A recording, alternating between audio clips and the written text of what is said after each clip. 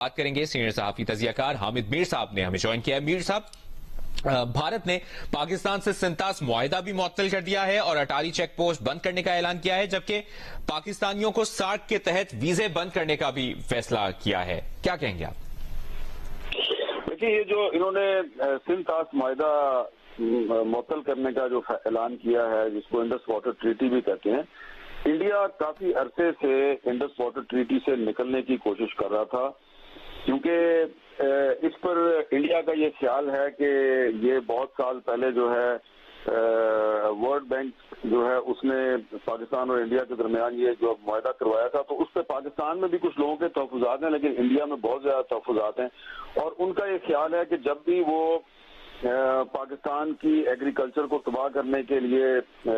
جب وہ برسات کے موسم میں پانی چھوڑتے ہیں تو پاکستان جو ہے وہ ورلڈ بینک کو شکایت کرتا ہے، اور انڈس واٹر ٹریٹی کے تحت پاکستان جو ہے وہ کوئی نہ کوئی ریلیف لینے میں کامیاب ہو جاتا ہے۔ تو یہ بڑے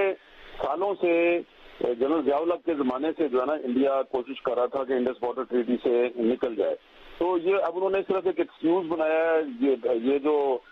پہلگام میں حملہ ہوا ہے، یہ حملہ جو ہے لائن آف کنٹرول سے کئی سو کلومیٹر دور ہوا ہے، جہاں پہ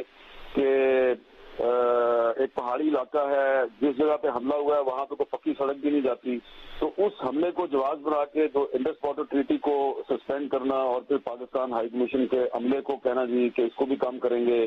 پاکستان کے جو لوگ وہاں پہ گئے ہوئے ویزا لے کے ان کو کہنا جی آپ 48 گھنٹے میں واپس چلے جائیں۔ تو یہ سارے کا سارا جو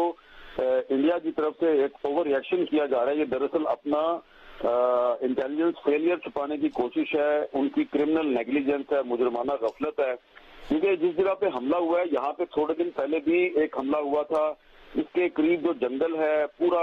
جو پہلگام کا جنگل ہے، وہاں پہ انڈین آرمی پہلے بھی سرچ آپریشن کرتی رہی ہے، اس میں ان کی ملیٹنٹس کے ساتھ لڑائی ہوتی رہی ہے، اس میں ان کے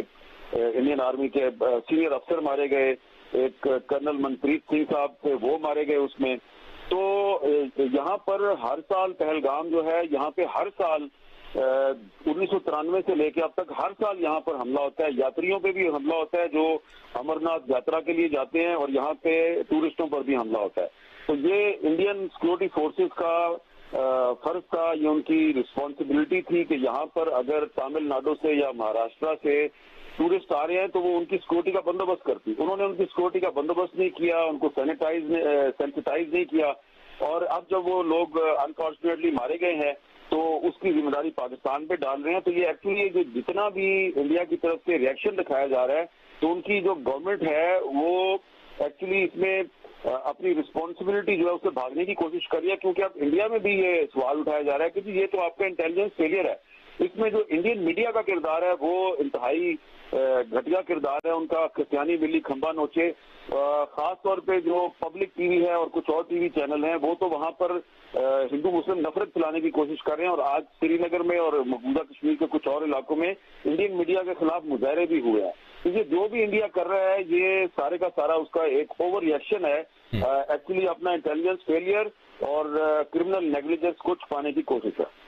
بہت شکریہ آپ کا حامد میر صاحب، سینئر صحافی تجزیہ کار، اس پر بات کر رہے تھے۔ بھارت نے